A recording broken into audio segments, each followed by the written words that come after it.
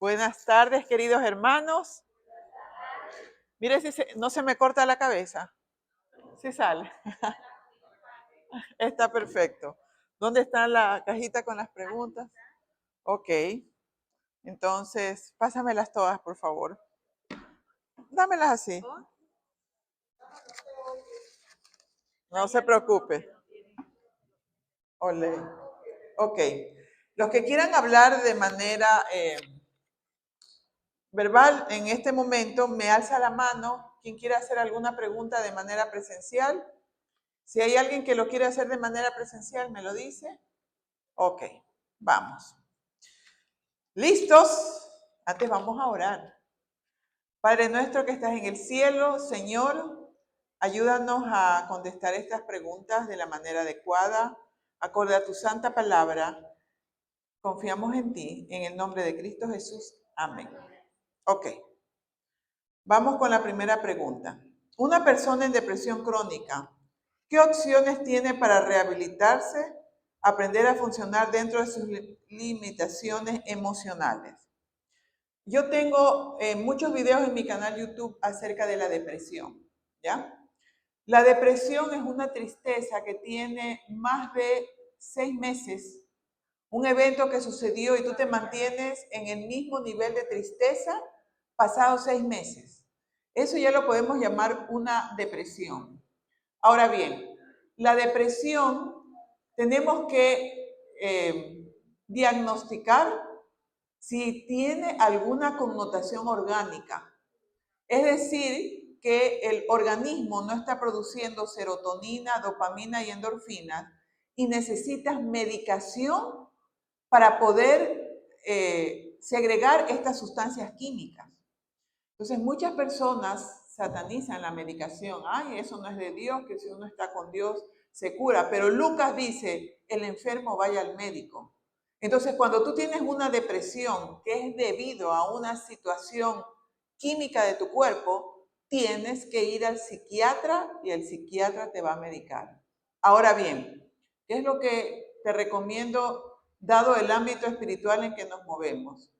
Que busques un psiquiatra acorde a tus creencias. Yo siempre pienso, si tú eres musulmán, búscate un profesional musulmán. Si tú eres adventista, búscate un profesional adventista. Si tú eres católico, ¿por qué? Porque somos seres humanos y nos movemos mucho acorde a nuestra creencia.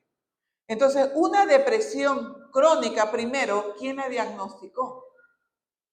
¿Es una tristeza prolongada o es una depresión crónica? ¿Es una depresión debido a una situación mental? ¿Heridas que haya que sanar desde la niñez? ¿Se activó alguna herida de cuando eras un niño? ¿Alguna herida infantil? ¿Qué pasó? O sencillamente, ante el impacto de la situación que viviste, dejaste de producir estas sustancias, serotonina, dopamina y endorfina. Entonces, las opciones para rehabilitarse son totales, ¿ya? Pero muchas veces la persona en depresión, aunque les parezca mentira, no se quiere curar. Porque los seres humanos nos acostumbramos a estar de X, Y o Z manera. Yo he tenido pacientes, mujeres viudas, que para ellas dejar de estar tristes significa como que olvidaron a su esposo y ya no lo amaron. Entonces muchas veces nos sostenemos en la depresión. No sé cuál sea el motivo. ¿Me explico? Ahora bien, una vez que tú vas al psiquiatra y el psiquiatra te diagnostica depresión y te manda una medicación, esa medicación se demora en actuar de 3 a 4 semanas e inicialmente te deprimes peor.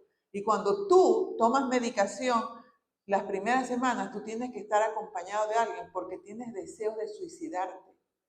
Entonces, como un rebote que te da y pasado ese tiempo, empiezas a sentir un alivio, ¿ya? Cuando tomas la medicación, pasan más de 6 semanas que tú la tomas y no mejora, significa que no era física, que es una cuestión mental. Personas en depresión.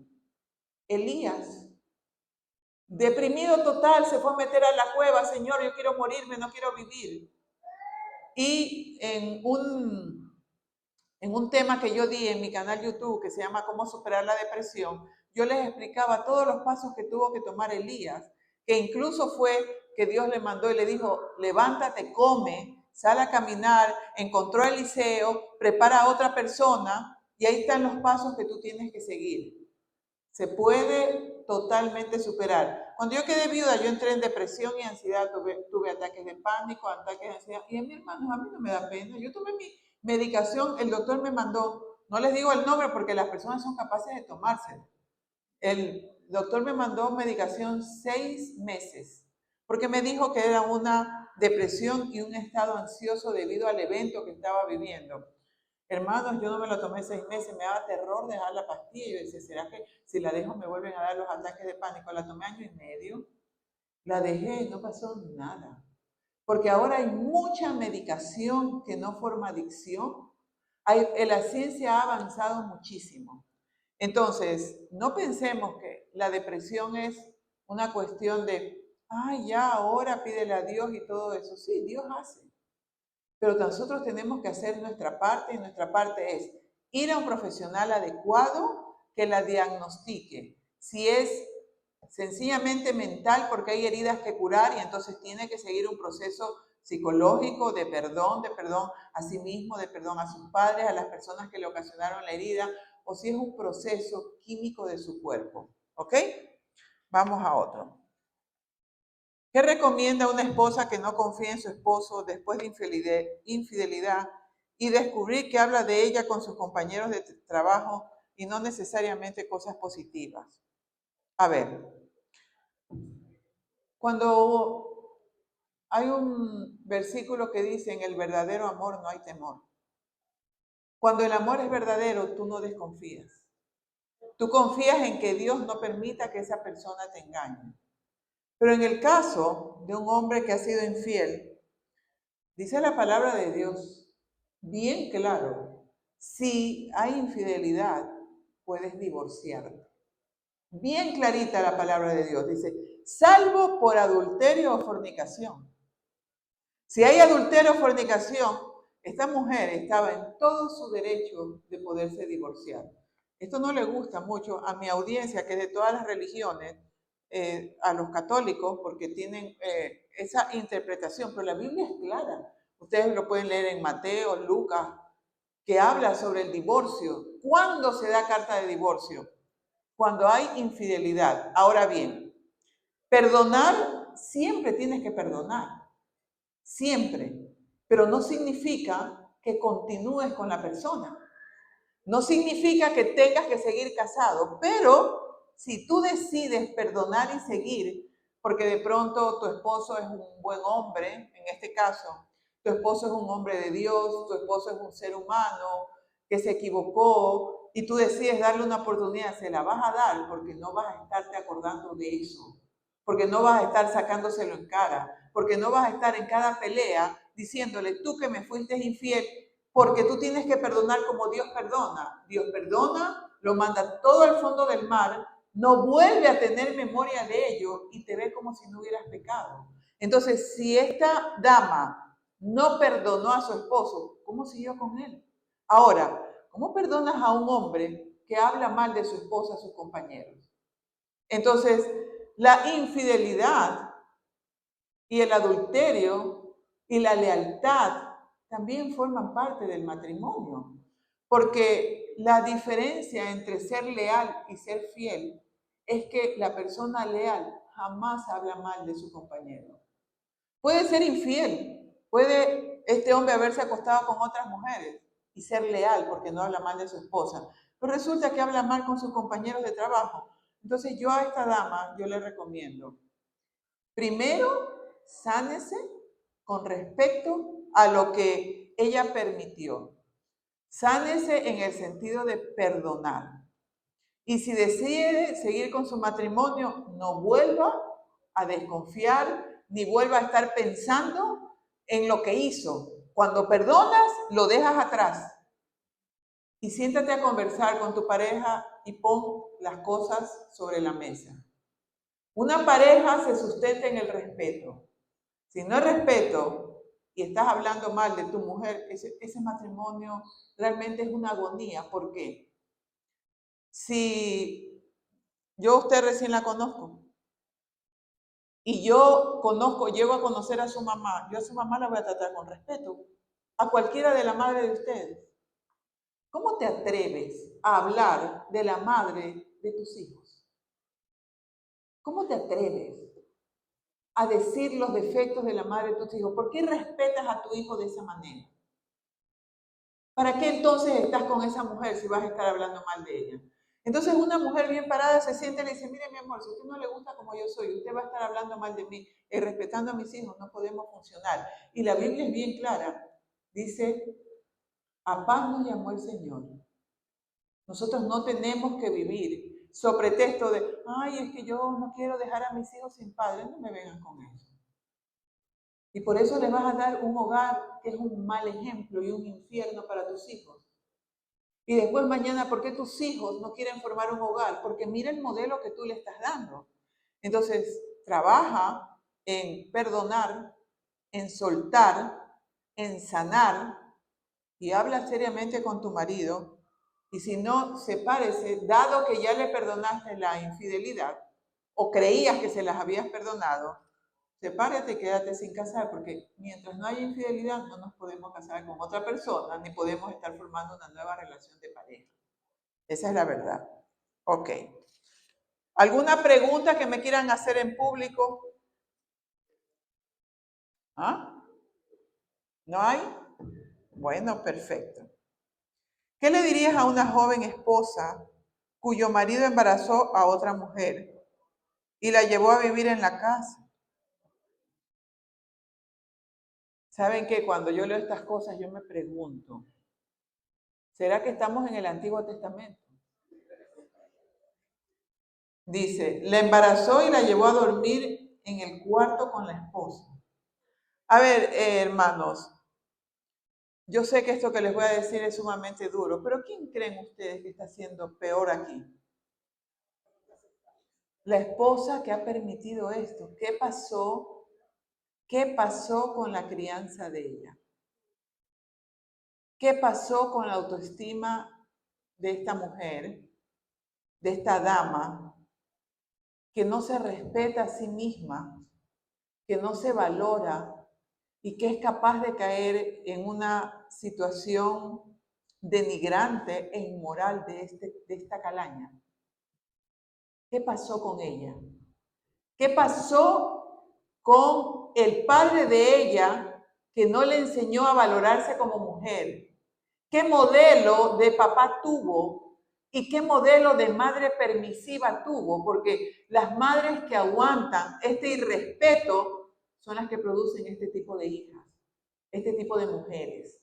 Mujeres que vieron a una madre aguantando, soportando, porque como antes, pues un poco más que si eras divorciada, ya todo el pueblo, toda la ciudad ya te miraba como encima la culpable y la pecadora. Pero estas son las consecuencias.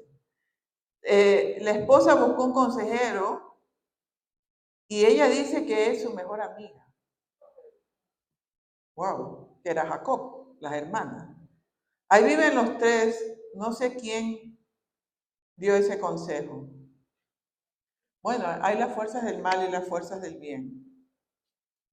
Yo no sé si esta joven esposa que ha permitido tremendo acto de inmoralidad tenga hijos. Si tiene hijos, qué terrible para los niños crecer en un ambiente inmoral donde ellos no van a distinguir el bien del mal. Es realmente penoso y vergonzoso. Ahora, no se trata de que ella sea tonta. Se trata de que ella no se ama ni un poquito. Se trata de que ella no se valora y que ella no se ha dado cuenta que ella es una princesa, hija de Dios, que no merece este tipo de comportamiento. Y el susodicho acomodado, pues, él hace lo que le permiten hacer. Si le permiten eso, él está ahí contento, ¿ya? Pero si me hicieron esta pregunta, no sé si la persona esté aquí, busca ayuda y salva a tus hijos. Porque lamentablemente no solo se queda en nosotros las cosas que hacemos mal, sino que cuando somos padres y cuando somos madres, todo lo que hacemos trasciende a nuestros hijos. Entonces ella no solo se está lastimando a sí misma, está lastimando a los hijos. Ahora yo no sé, pues será que el hombre es un Brad Pitt guapísimo, bellísimo, pero ni así, porque un hombre así yo lo veo feo. Porque vamos a la otra chica también. ¿Qué le pasó a este trío de personas que obran cual animales? Porque los animales son los que tienen este comportamiento. ¿Por qué se deshumanizaron? Hermanos, perdónenme que hable tan fuerte, pero las cosas son como son. Entonces viene, ay no, que sí, que perdona. Sí, perdona siempre. Ya vamos a explicar lo que es el perdón, porque las personas están confundidas. A ver, viene Medellín y me dice, oye, usted es una vieja ridícula. Dime gorda, pero no vieja. Una vieja ridícula. Entonces yo me siento mal. Y me acuerdo de eso 50 veces. ¿Cuántas veces me siento mal? 50. O sea que ya no me siento, me resiento. Ese resentirme, ¿quién es responsable del resentirse? Yo misma. Yo que lo repito en mi mente. Ella me lo dijo una sola vez. Yo lo recordé 50 veces. Perdonar es recordar sin dolor, dice una canción de una cantante cubana. ¿Por qué? Porque las personas dicen perdonar es olvidar. No, porque no se nos borra la memoria. Sino que perdonar es no repito el dolor. Es decir, que cuando mi mente se acuerda que ella me dijo vieja, yo tengo que pensar qué aprendí de eso que me sucedió. Y de absolutamente todo lo que te haya pasado en la vida, hay un aprendizaje. Hay un aprendizaje profundo.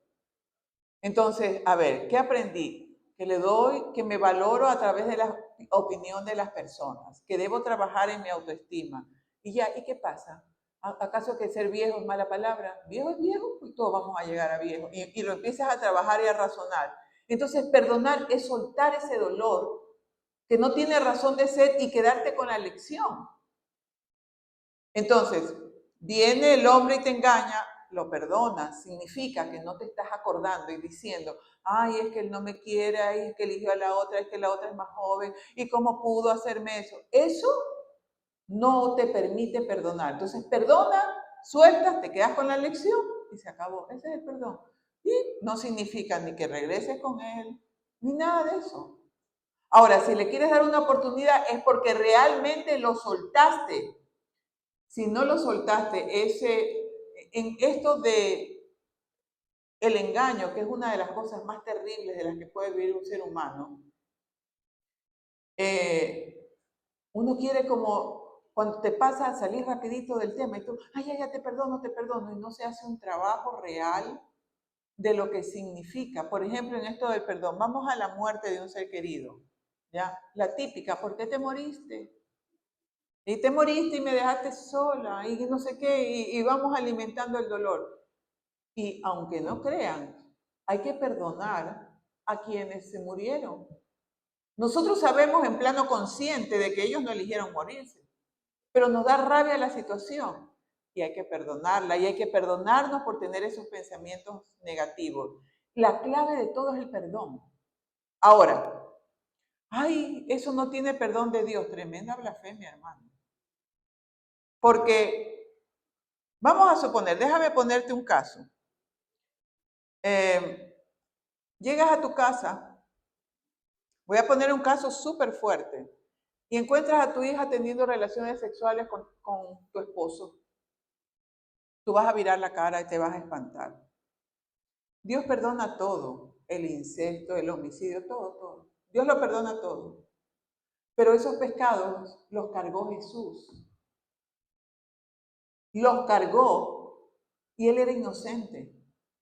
Entonces, no hay pecado que él no haya cargado desde que se creó el mundo hasta el día en que él venga. Él cargó absolutamente todo. Eso lo agobiaba. Si tú cuando haces algo mal te da remordimiento de conciencia, porque hiciste algo mal. Si vas caminando por la calle y ves a un viejito pidiendo caridad y lo pateas, después de noche no vas a poder ni dormir. O cuántas veces maltratamos a nuestros hijos y cuando los vemos dormiditos nos da pena y nos da remordimiento. ¿Te imaginas? Dios cargaba con todo ese remordimiento sin haber él pecado. Para que tú y yo tengamos la oportunidad de perdonar y perdonarnos a nosotros mismos. Para que tú vengas a decir, ay, yo no puedo perdonar. Ay, eso Dios no lo perdona. No, mi hermano, esa es una blasfemia. Cuando tú perdonas, se te quita la depresión, la ansiedad, la tristeza, todo. Pero el proceso de perdón, las personas no lo conocen realmente como es. Piensan que perdonar es olvidar, cosa que no es posible, y piensan que perdonar es reanudar la relación con otra persona. Si yo tengo una persona que va a mi casa y me roba, yo la perdono, pero no la vuelvo a invitar a mi casa. Salvo que yo quiera que me vuelva a robar. ¿Ya? Y si me vuelve a robar, ya no es culpa de él, es culpa mía. Entonces, uno tiene que ir delimitando las situaciones y pedir mucha sabiduría a Dios para no ser... Ahorita me acordé de una vez una señora que nos robó y mi mamá le dio la oportunidad en la casa y sabe que esa señora no volvió a robar. Bueno, gloria a Dios que le dio esa sabiduría, pero ya tú te corres el riesgo. ¿Ok? Vamos a otra pregunta. ¿Qué hago? Mi esposo tiene alrededor de 3 años escondiendo el teléfono y llegando tarde a casa. Cuando a mí me preguntan con todo amor eso, yo digo, Dios mío, ¿será que nos ponemos ciegos? Si tu esposo está escondiendo el teléfono y llegando tarde a casa, ¿qué se supone que está pasando? Trabajando duro. Le hablé de tomar terapias de pareja, pero dice que no. O sea, encima no quiere. Dice que esconde el teléfono porque yo peleo mucho. ¿Qué me aconseja? Mira, yo te voy a decir una cosa. Realmente no debiéramos estar revisando el teléfono de nadie, pero si lo revisas es porque ya algo está mal. Entonces, ¿qué haces ahí? Si ya no confías en la persona por el motivo que sea y crees que tú eres la persona culpable, ¿cómo tú sales de duda? Haces lo que tú estás haciendo. Vamos a terapia. Pero él no quiere ir a terapia porque él está encantado con su exceso de trabajo, como dice acá la hermana, el hermano, con su exceso de trabajo. No pensemos mal, no somos adivinos, no sabemos, pero si tú estás diciendo para buscar ayuda y él no quiere buscar ayuda, él no quiere el matrimonio. Así de fácil.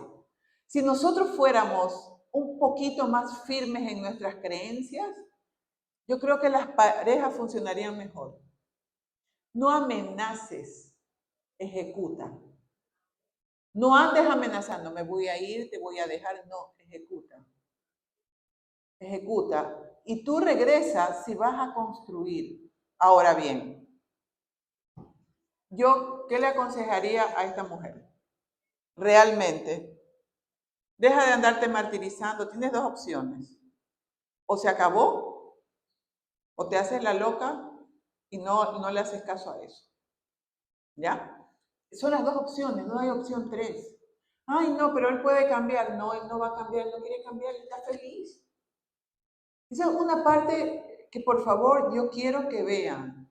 Que cuando la mujer o el hombre no quiere cambiar, usted no lo va a hacer cambiar. Usted no es terapeuta, no es Dios, no es milagroso. La persona cambia cuando la persona quiere cambiar. Usted no puede hacer que la persona cambie.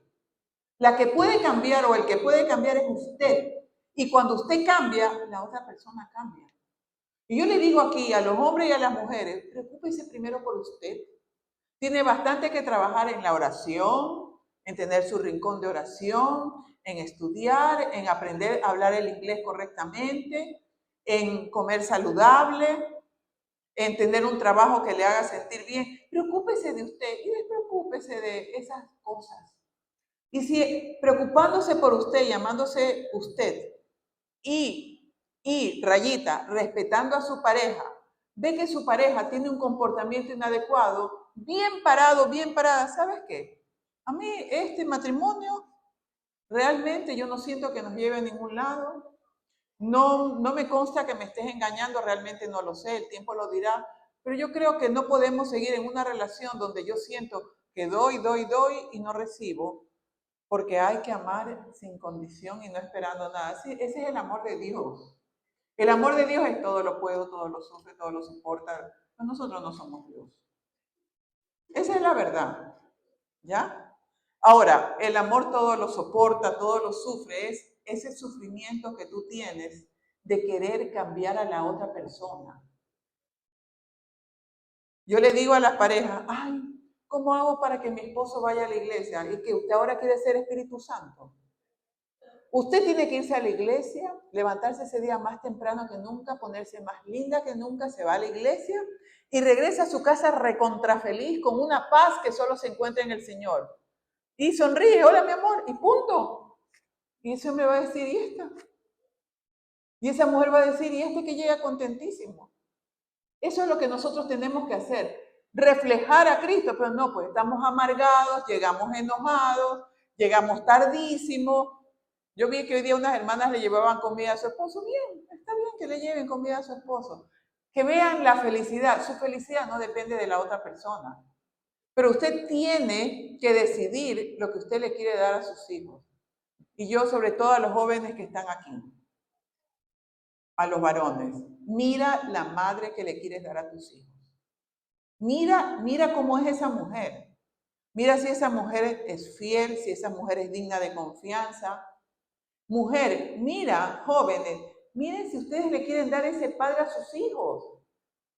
No se baña, no se afeita, no se peina. Mira, o sea, tienes que ponerte a pensar. Y sabes que, fíjate en la familia que tienen, porque la mamá de él será la abuela de tus hijos. Y las otras serán las tías y los primos también. No, que ay, no, él es diferente a toda su familia. No, todos somos iguales a nuestra familia, nos guste o no nos guste. Que no nos querramos ver es otra cosa. Ok, vamos a otra pregunta. Dice, ¿cómo puedo lidiar con la pérdida de un ser querido? Yo les voy a decir de manera particular, ¿no? Que cuando nosotros tenemos un ser querido, muy querido, como puede ser nuestros padres, un hijo, tu esposo, el dolor a mí, de manera particular, digan lo que digan los libros, el dolor no se va, nunca se va, pero aprendes a vivir con él, ¿ya? Las etapas del duelo, que son cuando una relación se termine, que también se dan cuando tienes la muerte de un ser querido, la primera es como que no lo puedes creer. Yo decía, ya mismo viene estuve un año, toda la ropa de mi esposo, su reloj cargándose como si él estuviera ahí, no tenía la fuerza. No tenía la fuerza ni para apagar la luz. Entonces, la primera etapa es de shock, no lo puedes creer. Esa etapa puede durar hasta un mes. Luego viene la etapa en que te sientes culpable por lo que no hice, porque no le dije suficiente te quiero, porque cuántas veces de pronto atendí a esa persona que estaba enferma de mala manera, la culpa. Y en esa segunda viene una tercera etapa que es la que te enojas con la persona o te enojas con Dios. ¿Por qué hay tanta gente mala en el mundo, tanto infeliz y viene y se muere mi esposo? ¿Y por qué bla, bla, bla? ¿Y por qué me dejas sola? En esa etapa, entre te sientes culpable y estás enojado, puedes durar hasta 2 años. Hasta 2 años. Porque las personas son número uno. Ay, hace un año se murió, ya lo tenías que haber superado. No se atrevan a opinar. ¿Ya? ¿Por qué opinan? Yo he tenido gente que me dice, usted cada vez que usted dice algo, usted habla de su esposo y se pone triste. Usted siendo psicóloga, o sea que el psicólogo no es ser humano. Usted siendo psicóloga y habla y voy a seguir hablando y seguiré llorando las veces que me dé la gana de llorar porque ese es mi dolor y yo veré cómo lo manejo. Yo funciono. El problema es cuando la persona no funciona. Pero esto puede durar hasta 2 años. Ya pasado ese tiempo, busca ayuda psicológica para conversar. Porque, ¿qué pasa? Yo me acuerdo, yo tuve una señora que empieza a hablar, hola, ¿cómo está? ¡Ah! Lloraba. ¿Qué ¿qué le pasó? Es que mi papá murió. Le digo, sí. Hace 17 años. Y yo dije, Dios, eso ya no, ahí pasa algo. Y yo le dije, y le empecé a hablar de lo que se llama un apego emocional. Y las lágrimas se le retrocedieron. Y yo le digo, tú estás interpretando que sufrir por tu papá equivale a amarlo. Pero hay un versículo en la Biblia, hermanos, que la primera vez me pareció súper cruel. Dice, ni su amor ni sus pensamientos tienen lugar ya bajo el sol. Ya no están. Ya no están. Se durmieron. Y cuando tú te acuestas a dormir y tú te levantas con el último pensamiento con el que te acostaste. Así le va a pasar a ellos. Entonces, Dios los pone a dormir en su inmensa misericordia, pero eso ya con el tiempo lo vas razonando. Miren, a mí me pasó, era la peor época de COVID. Entonces, se llevaron a mi esposo y yo lo tomaba de la mano, tenía 75 de oxígeno, y yo lo tomaba de la mano y solamente oraba, y se lo llevaron, y a las 2 semanas, no lo podía ver, que el teléfono, que no había cámara, y cuando lo veo, no podía hablar, estaba con la máscara porque no podía respirar, no podía hablar, y él me dijo, ven. Y yo inmediatamente me fui a vestir y me desmayé porque yo también tenía COVID.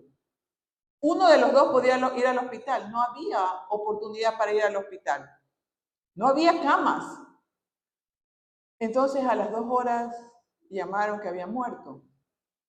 En ese momento yo pensé, no lo creía, yo decía, ya bueno, me toca ahora morirme a mí. Mis hijas estaban en una tablet y ellas me decían, mamá, cuidado con lo que estés pensando.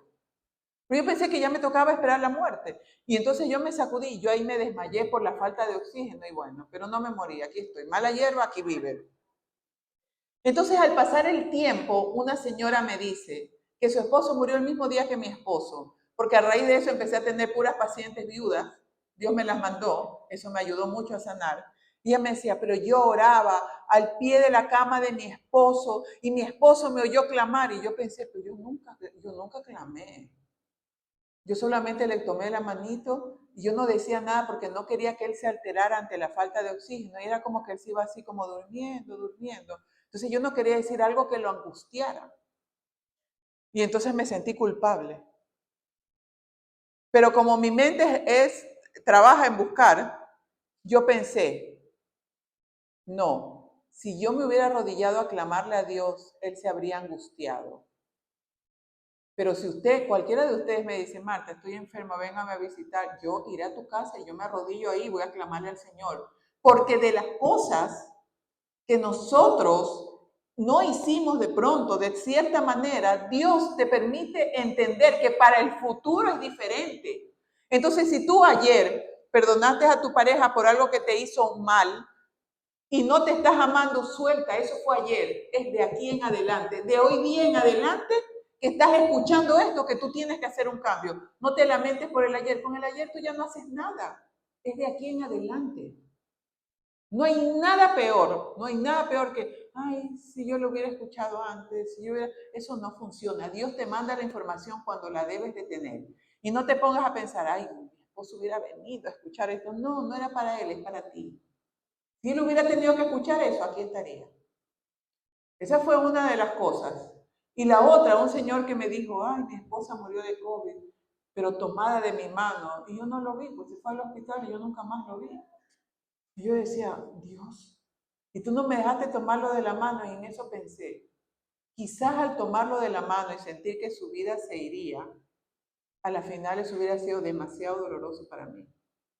Y en cambio para el otro señor, si no lo veía, lo que sea, hermano, Dios lo hace perfecto. De ahí me puse a ver que sí, la historia clínica, que si no lo atendieron, que si hubo negligencia. Hermanos, cuando Dios quiere salvar a alguien, lo salva. Y cuando ya llegó su momento, ahí va. Todo está dirigido por Dios. Por eso es que la palabra dice, la paz que sobrepasa cualquier entendimiento que nos da Dios, porque las personas no lo entienden. No lo entienden. Así que, ¿cómo superar la muerte del ser querido? Aceptando la voluntad de Dios, agradeciendo y pidiéndole a Dios que nos ayude a que mientras estemos en este transitar, podamos mantener la fe. ¿Cómo puedo identificar la fuente de estrés en mi vida diaria? Todo aquello que tú quieras controlar es tu fuente de estrés. Si tú tienes que llegar al trabajo a las 8 de la mañana y hubo un accidente en la carretera, ¿tú lo puedes controlar? ¿Puedes tomar un helicóptero para que te lleve al otro lado? No. La fuente de estrés es pensar que tú tienes que controlar algo. Una señora me decía ayer, mi hijo no se lleva bien con mi esposo y se van a ir una semana de vacaciones. ¿Qué hago? ¿Cómo que qué hago? ¿Y tú qué tienes que hacer? O sea, mamá y papá que están aquí, dejen de controlar la relación de su hijo con su otra pareja. La relación que su hijo tenga con el papá es problema de ellos dos. Y la que usted tenga con su hijo es su problema. ¿Por qué nosotros empezamos? Ay, tú eres mal padre, si tú hicieras esto, no se meta. En alguna conversación le puedes decir, ¿sabes qué? Tu hija necesita palabras de amor de su papá. Y punto, nada más. No comiences a fabricarle y que le compres el ramo de flores al hombre para que le dé a la hija, para que la hija se sienta amada por su papá. No, esas son fuentes de estrés. Tú tienes que preocuparte, primero, por estar tú bien con Dios, segundo, por estar bien con tus hijos y ser una luz en tu hogar y no pretender decirle al otro lo que tiene o lo que no tiene que hacer. Sobre todo las mujeres, tu marido no es tu hijo. Él hace lo que él cree que tiene que hacer y nosotras para ellos somos exageradas. Y no entienden por qué. Si tú dices, mi amor, tiende la cama, la mujer.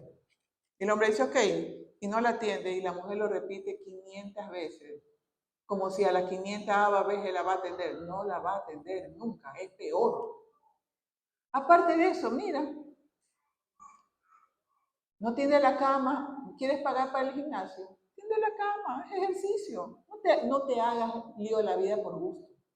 Ay, que sí, que deja la toalla tirada, agáchate y guíndala.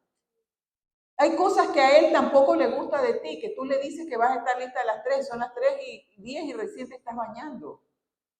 Tenemos que aprender a entender que la pareja es para desarrollar la paciencia, la tolerancia, sobre todo la paciencia. Para eso es la pareja. Decía San Pablo, mejor es que no se casen. Pero si no tiene el don de continencia, cásese. Pero yo lo que quiero evitar es aflicción de espíritu. Allá ustedes que se quisieron afligir, pero bueno, veámoslo con amor. Porque saben que al final, ahora cuando me subo en los aviones yo pienso, oh, el hombre me cargaba la maleta. Y cuando se quema algo en la casa, tengo que llamar al señor súper para ver cómo lo arreglo. Hay muchas cosas, muchas ventajas de tener un compañero. Y hay muchas ventajas de tener una compañera. Pero también están los roces. Eso es normal. Así que a crecer. Tengo aquí la última pregunta. No sé si haya alguna más. Un amigo cristiano adventista me confió que su esposa aún conserva, después de casado, juguetes sexuales, vibrador y pene de silicona. Ya hemos faltado que ponga el color. Dice que supuestamente ella ya no los usa, pero no quiere renunciar a ellos. Son sus bebés. ¿No será eso una especie de pecado o que eso atraiga al hogar el demonio de la lujuria? ¿Qué dice usted sobre eso? Gracias, sigue atrás. La dama tiene altos cargos en la iglesia. Mira, mi querida hermana, ¿qué tipo de hombre es este hombre que habla y cuenta estas cosas de su esposa? ¿Ah? ¿Qué tipo de hombre es capaz, en primer lugar, un hombre no conversa eso con una mujer? A mí no me vengan con mi mejor amigo, tu mejor amigo o es tu esposo o no tienes mejor amigo. Tu mejor amiga o es tu esposa o no tienes mejor amiga.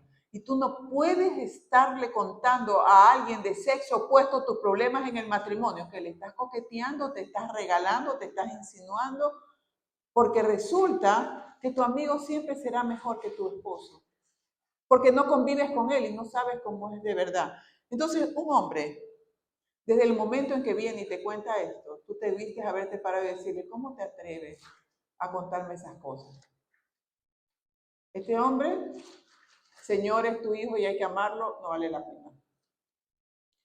En cuanto al comportamiento de la esposa, ¿quién soy yo? Primero, yo no le creo, ¿ya? Porque si viene de una persona así,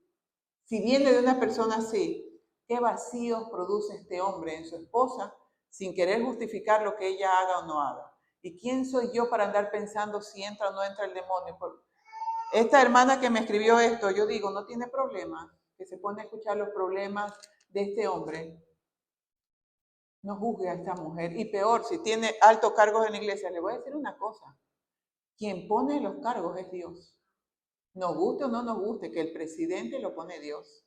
Y todos los altos directivos, Dios. Y Dios sabrá cómo juzga a las personas. Y Dios sabrá si a esta señora esposa de alto cargo en la iglesia tiene ese apego. Dios sabrá. ¿Yo qué tengo que ver? Mi querida hermana, ¿a ti qué te importa? ¿A ti qué te importa? Si la esposa de alguien tiene vibrador o no, ¿tú qué tienes que ver en eso? ¿Y tú por qué tienes que escuchar a este hombre? Y este hombre, pobre hombre, pobrecito porque parece que no hace feliz a su esposo. Perdónenme que sea tan cruda. Mis queridos hermanos, hay tanto que trabajar en nosotros mismos. Hay tanto que trabajar en no juzgar, en que Dios es el que se encarga de darle a cada persona, en que tarde o temprano Dios te busca. Tú lo sabes. Muchas personas aquí de pronto en algún momento salieron de la iglesia, pero hay una voz que te habla, que te habla. Y lo que es bueno para ti, aplícalo para ti, pero no te andes fijando si el que está al lado hace o no hace. Esa no es nuestra función. No es lo que nos toca hacer. A nosotros no nos toca estar juzgando la vida de los demás. A nosotros nos toca trabajar en nuestra vida y ser luz dentro de la oscuridad. Y no andar viendo, no le den cabida a nadie que hable mal. Esas mujeres que hablan mal de su esposo y vienen el sábado guindada del brazo de él, no sean majaderas. No hables mal de tu pareja. Y si no te gusta tu pareja, ¿qué haces ahí? No hagas eso. Respeta al padre de tus hijos como respetarías al padre de una amiga. Respeta a la madre de tus hijos como respetarías a la madre de cualquier amigo o amiga. No juzgues y trabaja en acercarte más a Dios y que Dios nos dé la sabiduría para que aquellas personas que estén obrando mal, suena, ¿sabe cómo suena? Como esa historia que contó Jesús de el hombre que estaba parado y al lado estaba el pecador, Señor, perdóname por haber hecho esto, y el otro decía, Señor, gracias porque yo no soy como ese hombre. ¿Se acuerdan? El fariseo y el publicano, ¿se acuerdan? Si uno de ustedes se siente mejor que cualquier persona, vaya, arrodíllese, ayune y pídale a Dios, porque nosotros no somos mejores que nadie. Dígame, hermano. Dos preguntas, ¿cuáles son?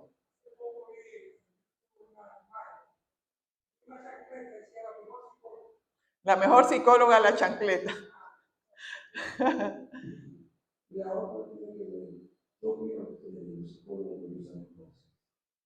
Ok, vamos a el mejor psicólogo, la chancleta.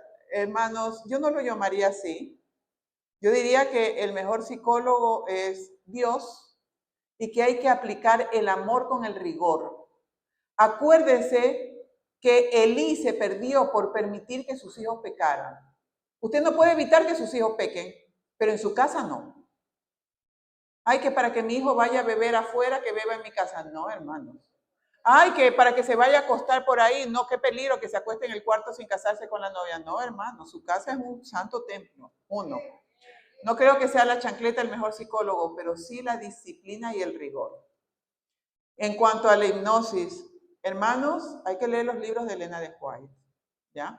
Nada que se apodere de tu mente y que te quite el control sobre tus acciones proviene de Dios. Ni Dios te hace. Cuando dice, por ejemplo, y Dios endureció el corazón del faraón, hay que entender, hermanos, que lo que dice es que Dios permitió que el faraón hiciera lo que le daba la gana. Pero lo que sucede es que ustedes saben que ni una hoja de un árbol se cae si no es la voluntad de Dios. Hasta el niño que se forma en una violación es voluntad de Dios. Entonces, a eso se refiere, pero Dios nunca se mete en nuestra mente. ¿Cómo va otro ser humano mediante procedimientos? Particularmente, a mí no me parece que eso sea algo adecuado. Y les digo algo más. Todo aquello que haga creer que nosotros podemos hacer algo, porque en la psicología se utiliza mucho, tú puedes, que no sé qué. Claro, tú puedes, pero si Dios te da la fuerza. Porque si Dios no te da la fuerza, no se puede. Si en algún momento yo les caigo bien, es porque Dios pone la gracia para que yo les caiga bien, no porque yo pueda hacer algo bien. Y tengo que tener mucho cuidado, porque donde yo creo, ay, yo lo hice bien, corro peligro, hermanos. Todo tenemos que tener una dependencia absoluta de Dios. Yo en las mañanas me levanto, una mezcla de depresión y ansiedad todas las mañanas. ¿Ya? Pero yo, Señor, aquí está la depresión, la ansiedad, yo estoy luchando mucho con la ansiedad, que yo creía que era eficiencia, pero después me di cuenta que era ansiedad. Hermanos, pidamos a Dios sabiduría, leamos la Biblia, hay tanta cuestión. Miren, ahora que estábamos haciendo el año bíblico, cuando José le dice a la esposa de Potifar, tenía 17 años, cuando le dijo, ella quiso acostarse con él, y él le dijo, yo no puedo hacerle eso a Dios. Y yo cuando no peco, yo lo que pienso, yo no me puedo hacer eso a mí misma. No, no es a mí misma, es a Dios. Esa dependencia de Dios solo la da la oración y la lectura de su palabra. Ay, que sí, que no entiendo. Lea que sí entiende, no se haga. Lea de pedacito en pedacito, lea 2 versículos, 3 versículos diarios y va a ver cómo avanza. ¿Ok? Dígame, hermano.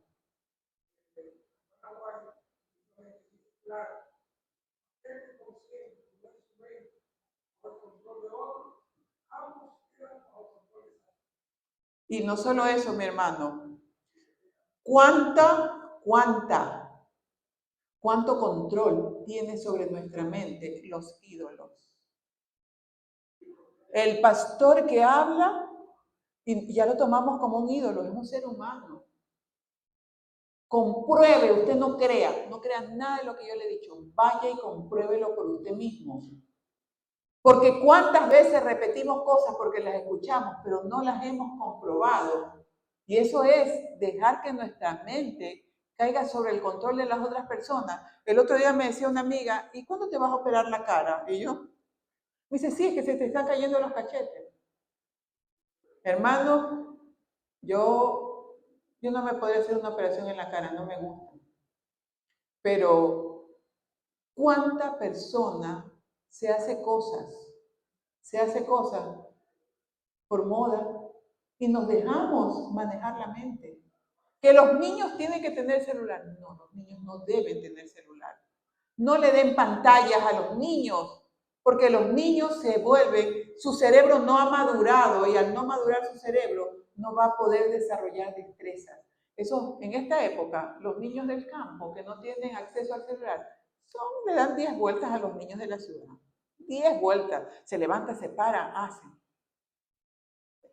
Yo conocí a un jovencito que sus padres eran muy cuidadosos con él. El niño solo pasaba en la computadora. Cuando yo lo conocí, iba con los bracitos así, tenía unos 20 años, guapísimo. El joven, pero iba así, con las manitos así, estaba atrofiado, hermano. Y él era muy inseguro, entonces yo le decía que él tenía que hacer ejercicio, él me decía que no tenía amigos, y yo le recomendaba un canal de YouTube para hacer ejercicio. Al cabo de 6 meses, fue increíble el cambio de él. Y le empezó a tomar amor a hacer ejercicio. Pero ya se me fue al otro extremo, ya solo quería hacer ejercicio. Hay que tener mucho cuidado porque muchas veces Se pasa la mujer leyendo la Biblia, viene a la iglesia, sirve y tiene a los hijos descuidados y al marido descuidado. Cuidado, hermano. Equilibrio en todas las áreas de su vida. Equilibrio, dice la palabra de Dios. El que sirve a otro y no primero a los de su familia viene a ser como un inconverso. Así que primero su familia. ¿Ok? Bueno, ha sido un placer estar con ustedes. He contestado todas las preguntas. Que Dios me los bendiga. Dígame, hermano. Esquizofrenia paranoide. Mire, mi querido hermano, me voy a atrever a hablar algo. Espérese, déjeme apagar mi red social. Porque, a ver, espérese, déjeme apagar.